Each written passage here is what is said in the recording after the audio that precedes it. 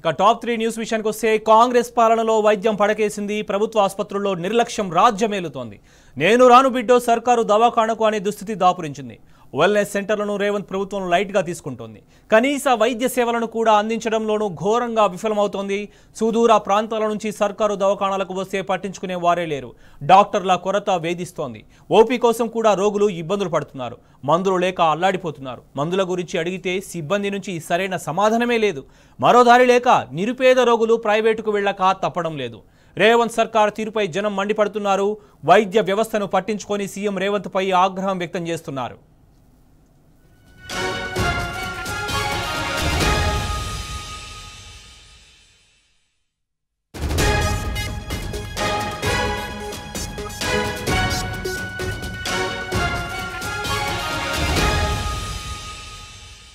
ప్రభుత్వ ఆసుపత్రుల్లో వైద్యుల కొరత పట్ల మరింత సమాచారం మా ప్రతినిధి మహేష్ అడిగి తెలుసుకుందాం. మహేష్, చెప్పండి, ఎందుకు సర్కారు దవాఖానాలో రోగులను పట్టించుకునే నాదుడు లేకుండా పోయాడు? ఇవాళ ప్రభుత్వ ఆసుపత్రుల్లో తీవ్రంగా డాక్టర్ల కొరత వేధిస్తుంది. మరోవైపు మందుల కొరత కూడా ఉంది.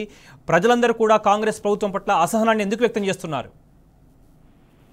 శోభన్, కాంగ్రెస్ ప్రభుత్వ హయాంలో రాష్ట్రంలో ప్రభుత్వ ఆసుపత్రులు దయనీయంగా మారాయి. ఒకవైపు డాక్టర్ల కొరత, మరోవైపు మందుల కొరత. ఇవి చాలా అన్నట్టు సుదూర ప్రాంతాల నుండి వస్తే కనీసం ఓపిక కూడా లైన్ లో సీటీ ఇచ్చే పరిస్థితి లేదు. ఎన్నో ఇబ్బందులు ఎదుర్కోవాల్సి వస్తున్నది. ఇక ప్రభుత్వ ఉద్యోగులకు, పెన్షనర్స్ కి వైద్య సేవలు అందించే వెల్నెస్ సెంటర్ల పైన ప్రభుత్వం చిన్నప్పుడు చూస్తుంది. ఆరోగ్యశ్రీ పరిధిలో పనిచేస్తున్న ఈ వెల్నెస్ సెంటర్ లో గత కొద్ది నెలలుగా కనీస వైద్య సేవలు అందడం లేదు. ఓపీ కోసం దూర ప్రాంతాల నుండి వచ్చే ఈహెచ్ఎస్ లబ్ధిదారులకు మధ్యాహ్నం 12:30 వరకు ఉంటుంది. అయితే 12 గంటల లోపే ఓపీ క్లోజ్ చేస్తారని కూడా ఆ ఉద్యోగులు ఆగ్రహం వ్యక్తం చేస్తున్నారు. ఓపీ కోసం తీవ్ర ఇబ్బందులు ఎదుర్కోవాల్సి వస్తుందని కూడా ఆ రాష్ట్ర ప్రభుత్వ తీరుపై మండిపడుతున్నారు. మరోవైపు మందులు కూడా లేక ఎన్నో ఇబ్బందులు ఎదుర్కొంటామని చెప్తున్నారు. అంతేకాకుండా ఇదే విషయమై మందులకు సంబంధించి కావచ్చు, డాక్టర్లకు సంబంధించి కావచ్చు, అటు ఆసుపత్రి సిబ్బందిని అడిగితే నిర్లక్ష్యంగా సమాధానం చెప్తున్నారని ప్రభుత్వ తీరుపై కూడా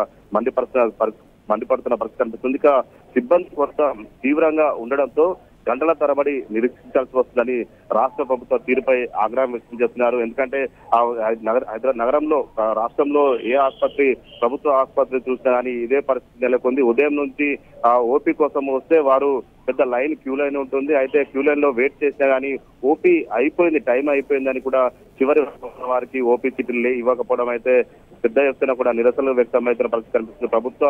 రాష్ట్రంలో ఉన్న ప్రభుత్వ ఆసుపత్రులన్నింటిలో కూడా ఇదే పరిస్థితి నెలకొంది. ఒకవైపు డాక్టర్ల కొరత ఒకవైపు ఉంటే, మరొక వైపు మందుల కొరతతో వచ్చే రోగులు మాత్రం తీవ్ర ఇబ్బందులు ఎదుర్కొంటున్న పరిస్థితి నెలకొంది. Right Mahesh, thank you.